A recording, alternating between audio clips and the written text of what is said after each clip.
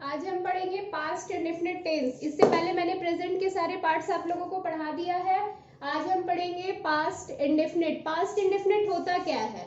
हम पढ़े थे पिछले क्लास में प्रेजेंट के बारे में। प्रेजेंट मतलब जो अभी चल रहा हो। प्रेजेंट के 4 टाइप्स थे, उसी तरह से पास्ट के भी 4 टाइप्स है। पास्ट टेंस के भी 4 टाइप्स होते हैं, जिनमें पहले नंबर पे आता है पास्ट इंडेफिनिट। इससे पहले मैंने आप लोगों को प्रेजेंट इंडेफिनिट पढ़ाया था। तो प्रेजेंट इंडेफिनिट में क्या था, उसे कैसे पहचानते थे?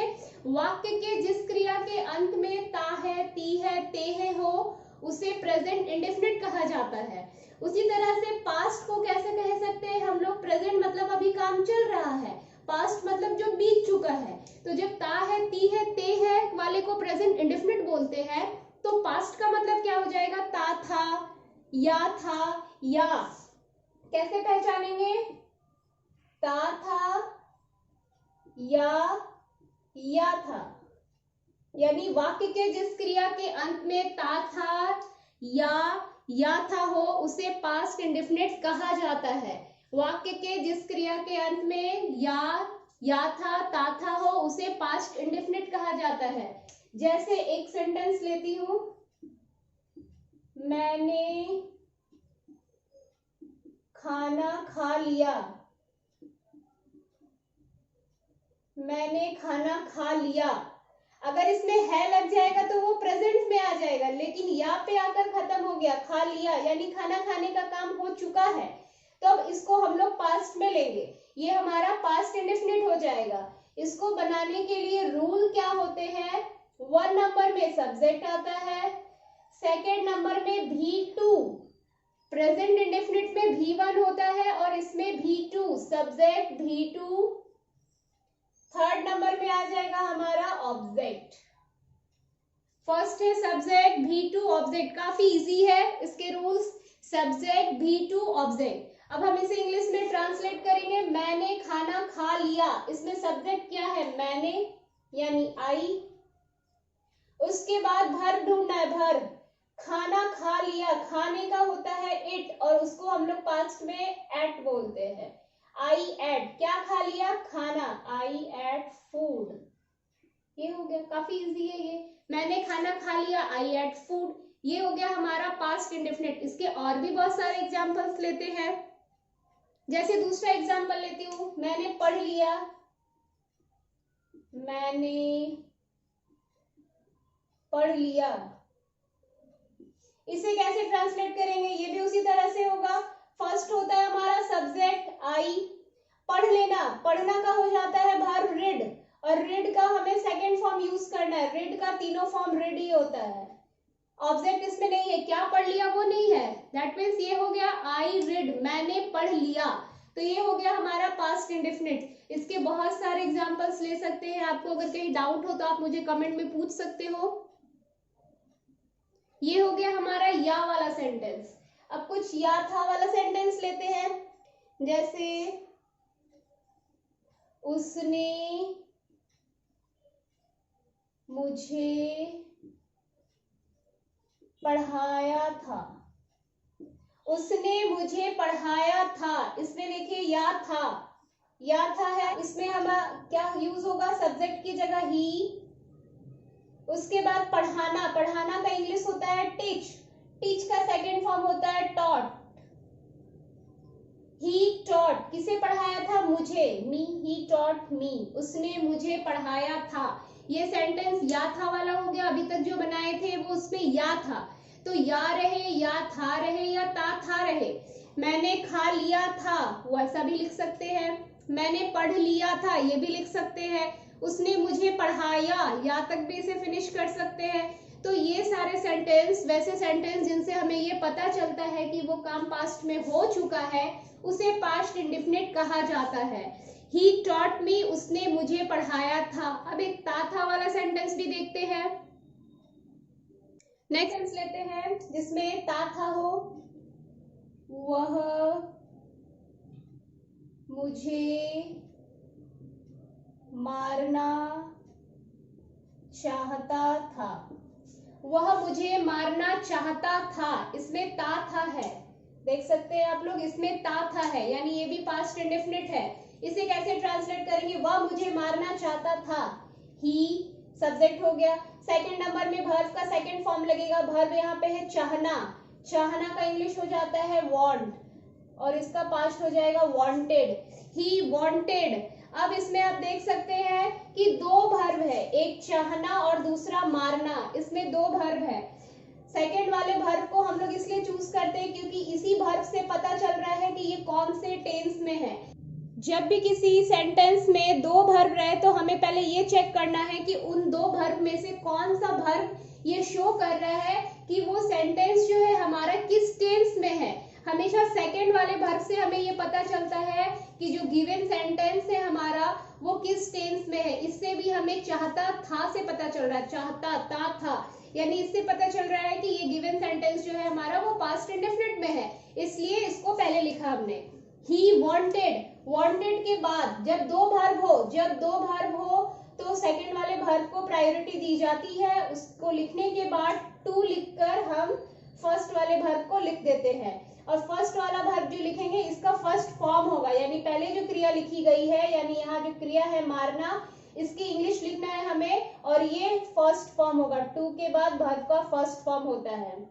ही वांटेड टू किल, किसे? मुझे, मी। वह मुझे मारना चाहता था, ही वॉन्टेड टू किल मी, वह मुझे मारना चाहता था। जब भी दो क्रिया साथ में दी रहेगी तो आपको पहले ये चेक करना है कौन सी क्रिया से पता चल रहा है कि वो किस टेंस में है, उसकी इंग्लिश लिखते हैं। उसके बाद टू लगाकर जो दूसरा वर्ब बच रहा है हमारे पास, उसको उसका फर्स्ट फॉर्म लिखा जाता है। तो ये हो गया पास्ट इंडेफिनिट का एक्टिव फॉर्म, जिसमें नॉट भी नहीं था और वो क्वेश्चन भी नहीं बना रहा था। अब हम बनाएंगे नेगेटिव सेंटेंस। ये है हमारा नेगेटिव सेंटेंस, उसने नहीं पढ़ा था, बच्चों ने खाना नहीं खाया था, मैं आज स्कूल नहीं गया था। इस तरह वाले जितने भी सेंटेंस है जिसमें नहीं होगा वो नेगेटिव हो गया हमारा। अब इसके रूल क्या है? एक्टिव का रूल था subject be to object. Negative करने के लिए हम क्या करते हैं, जैसे प्रेजेंट इंडेफिनिट में डू या डज लगाते हैं, उसी तरह डू डज का पास्ट होता है डिड, तो यहाँ पे हम बस वही ऐड कर देते हैं। सब्जेक्ट हो गया फर्स्ट नंबर, 2 नंबर में डिड नॉट लग जाता है, 3 नंबर में वर्ब का फर्स्ट फॉर्म, क्योंकि यहाँ हम लोग ऑलरेडी एक बार पास्ट कर चुके हैं इसलिए 3 नंबर में वर्ब का फर्स्ट फॉर्म होता है।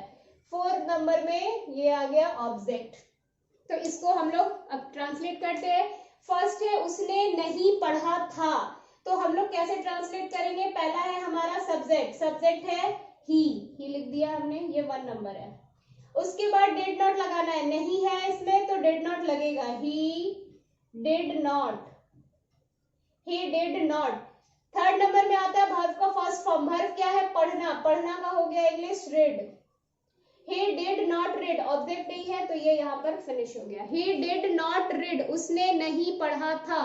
सेकेंड सेंटेंस है बच्चों ने खाना नहीं खाया था, बच्चों ने यानी चिल्ड्रन।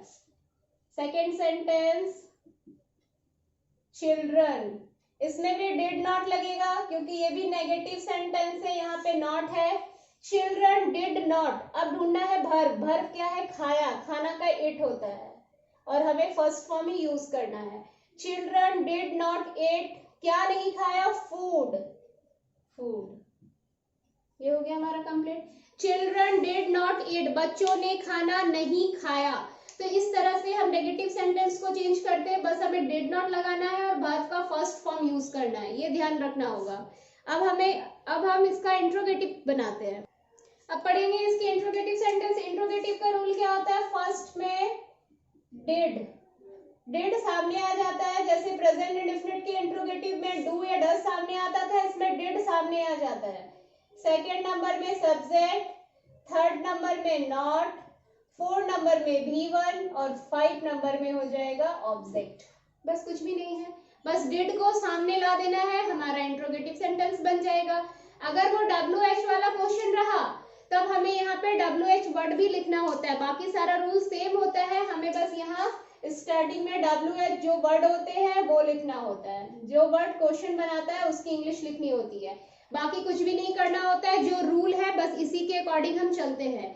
एक एग्जाम्पल लेती हूँ, क्या उसने मुझे देखा, क्या उसने मुझे देखा था, क्वेश्चन मार्क। क्या उसने मुझे देखा था, इसे ट्रांसलेट करना है। ट्रांसलेट करने के लिए सबसे पहले ये चेक करना होगा इसमें सब्जेक्ट क्या है। सॉरी, ये तो डेड लग रहा है ना, तो सब्जेक्ट कुछ भी हो डेड ही रहेगा। हम लोग प्रेजेंट में चेक करते थे कि डू लगेगा या डज, उसके लिए सबसे पहले आपको सब्जेक्ट देखना होता था, बट यहाँ पे तो डेड लग रहा है, सभी के साथ डेड जाएगा, तो हमें सब्जेक्ट कुछ भी हो उससे कोई मतलब नहीं है, बस आपको स्टार्टिंग में डेड लगा देना है अगर वो क्वेश्चन है तो।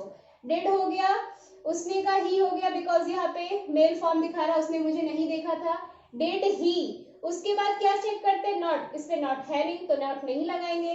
वर्ब का फर्स्ट फॉर्म, वर्ब क्या है, देखना, देखना का सी हो जाएगा, डिड ही सी, उसके बाद object me, question mark. Did he see me, क्या उसने मुझे देखा था। अगर ऐसा रहता कि क्या उसने मुझे नहीं देखा था, डिड ही नॉट सी मी, तब हम सब्जेक्ट के बाद नॉट लगा देते, did he not C me, क्या उसने मुझे नहीं देखा था। तो इस तरह से नेक्स्ट कुछ और सेंटेंस लेते हैं जिसमें नॉट हो। क्या वे लोग बाजार नहीं गए थे या नहीं जाते थे, कुछ भी लिख सकते हैं। क्या वे लोग बाजार नहीं गए थे या नहीं जाते थे, जो भी लिख सकते हो। फर्स्ट हमारा डेड लगेगा, डेड लगा दिया मैंने। उसके बाद सब्जेक्ट क्या है, वे लोग, वे लोग के लिए दे आ गया, डिड दे। इसमें आप देख सकते हैं कि नहीं है तो नॉट लगाएंगे, डिड दे नॉट, जाना का इंग्लिश क्या होता है, go, did they not go to market, question mark. Interrogative sentence में क्वेश्चन मार्क देना नहीं भूलना है वरना मार्क्स कट जाएगा। हमेशा इंट्रोगेटिव सेंटेंस के एंड में क्वेश्चन मार्क देते हैं। तो ये हो गया हमारा did they not go to market. अगर नॉट रहता है तो सब्जेक्ट के बाद लगाते हैं और अगर नॉट नहीं है तो फिर हमें वैसे ही कंटिन्यू करते हैं। अब मैं आपको एक WH वाला एग्जांपल दिखा देती हूँ। नेक्स्ट WH चलते हैं। आप लोग पटना कब गए थे, क्वेश्चन मार्क। ये WH क्यों है, इसमें क्वेश्चन बनाने वाला वर्ड बीच में है, ये देख सकते हैं आप। तो कब का हमें इंग्लिश लिखना होगा। अभी तक जब फर्स्ट में आ रहा था तो हम उसकी इंग्लिश नहीं लिख रहे थे। जब फर्स्ट में क्वेश्चन बनाने वाले शब्द होते हैं तो उसका इंग्लिश नहीं लिखा जाता है, वो सिंपली इस तरह से बनाया जाता है। इस तरह के सेंटेंस को WH वर्ड बोलते हैं। तो इसे कैसे ट्रांसलेट करना होता है, बस बिल्कुल यही सेम रूल है, बस कब की इंग्लिश लिखनी होगी आपको। कब का हो गया हमारा व्हेन, उसके बाद जो रूल है वो अप्लाई करेंगे। व्हेन के बाद डिड आ जाएगा, फिर सब्जेक्ट लगेगा हमारा, सब्जेक्ट आप लोग, यू, व्हेन डिड यू। उसके बाद नॉट नहीं है इसमें तो नहीं लगाएंगे। जाना का इंग्लिश हो गया go, when did you go to Patna, question mark. आप लोग पटना कब गए थे, when did you go to Patna. तो अगर नॉट रहता तो यू के बाद लगा देते, when did you not go to Patna, आप लोग पटना कब नहीं गए थे, तो यू के बाद नॉट लग जाता। इसी तरह से हम पास्ट इंडेफिनिट बनाते हैं। पास्ट इंडेफिनिट के तीनों फॉर्म मैंने आपको बताया है अभी, एक्टिव, नेगेटिव और पॉजिटिव, नेगेटिव और इंट्रोगेटिव, तीनों ही रूल बता दिया है मैंने कैसे बनता है और उसकी एग्जांपल्स भी बता दिए है। फिर भी कोई इश्यू हो तो आप मुझे कमेंट में पूछ सकते हैं। नेक्स्ट क्लास में हम पढ़ेंगे पास्ट कंटिन्यूअस। आज के लिए इतना ही। अगर आपको मेरी वीडियोस पसंद आती है तो प्लीज सब्सक्राइब करना ना भूलें। Thank you.